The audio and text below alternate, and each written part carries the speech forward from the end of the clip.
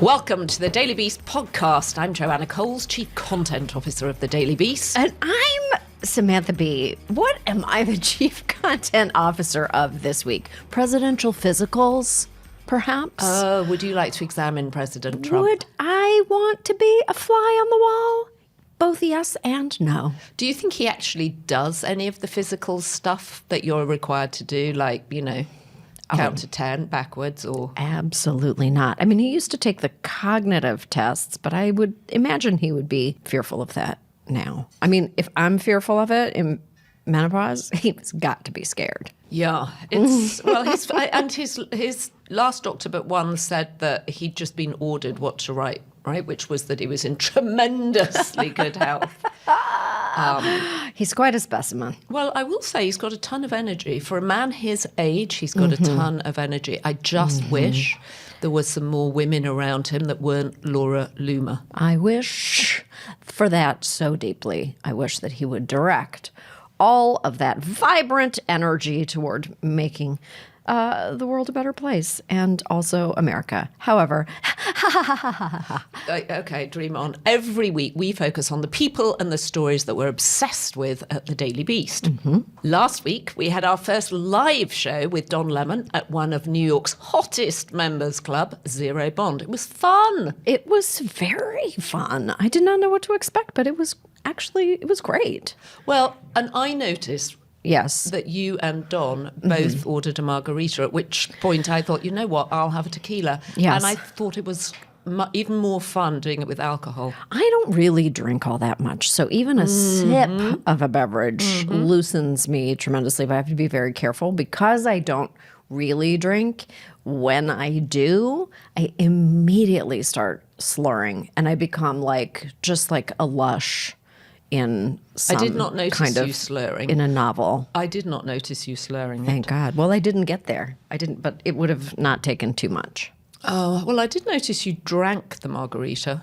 I did. It was delicious. It was very good. They have good bar staff there. They And I got through half a tequila with a big rock, which is my favourite drink. So this week we're back in the studio and we've got an interview with the executive producer of the show everybody is talking about. In fact, I think that White Lotus might have eclipsed Donald Trump as the biggest conversation stopper this week because we had the finale on Sunday. Well, we're also desperate to talk about something that doesn't feel totally dreadful. So I agree with you. If somebody was open to having a conversation about the White Lotus, I went there with them, and I intend to do the same thing today because I really did. I enjoy it so tremendous. You know what I love? Content for adults. Content for adults. It's nice. I thought that, first of all, how much do we love Jason Isaacs so much, even though he's a corrupt businessman. And I did find the death of Chelsea upsetting. I found it very upsetting. Innocent Chelsea. Dear, pure, as my daughter would say, pure.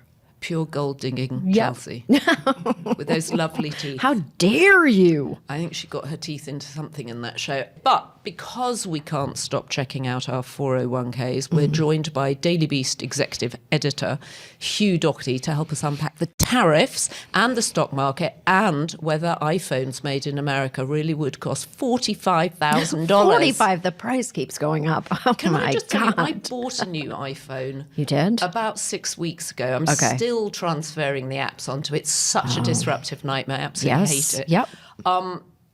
But the thing that I found very confusing was, according to my Verizon contract, I should have been able to get the iPhone free because every 2 years, according to my contract. Yeah. Of course, when I go in there to try and make it happen, it doesn't happen. And I end up dropping $1,500 on the new iPhone. So God knows what it's going to cost after tariffs. Yeah, I have no idea. I just updated myself, so I feel good about that conversation.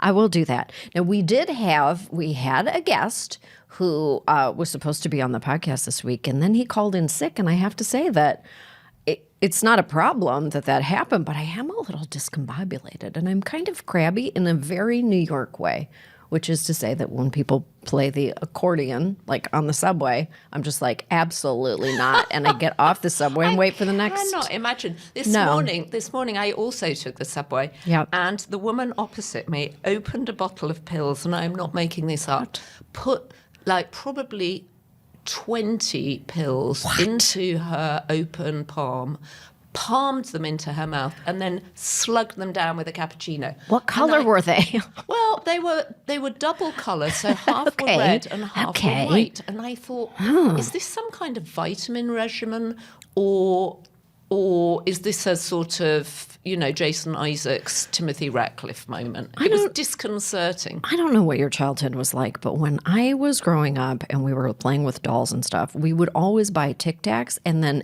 pretend that we were popping pills. It was just probably not okay. But in the 70s, we all would get a cocktail, like a rocks glass, put rocks in it and some water, and just slug a bunch of just dramatically. Where did that behavior come in from? In a peignoir. Wifey. Yeah, at 7 years old in a peignoir, popping pills with a rocks glass. Anyways, listen, I have a gift for you. Because I was in France. How nice. Yeah, because I was in France and I got you something that I know you treasure, and I'm excited for you. Oh, I'm very excited. The box is a little bashed up because I carried it around for a long time. Thank you so much. Miracle cream from France. Very difficult to get here. You can't get the French recipe here because I'm sure it wouldn't pass the FDA. No, it's definitely, that is chock full. That's just a tube of Did you get one for yourself? Horse placenta. Of course I did. Yeah, just smother it everywhere. Great. I'm slugging. You know what slugging is, right? No, what is slugging? It's when you put grease all over your face like a slug and then you go to bed and you grease up your sheets. Okay, so I will tell you that I got a gift this week from the friend of one of my sons who's gone into the beauty business, and he's created a beauty product. He sent me 2 tubs. I'm going to bring one in for you. I'm wondering if you can smell it from here. What is it? Do I smell different? Does the studio feel different? Well, now that you mention it, hold on. I'm intoxicated by my own scent this morning, so it's hard for me to tell. But okay, you're looking very lady, by the way. Thank you. Am I, oddly. Maybe we're dressing in sync. It's kind of strange. What are you? I smothered on me, or slugging, or whatever you call it, a new cream called Boom, B-U-H-M, I think, or B-H-U-M, which is actually made from RFK Jr.'s favourite substance, beef tallow. So I guess they've tried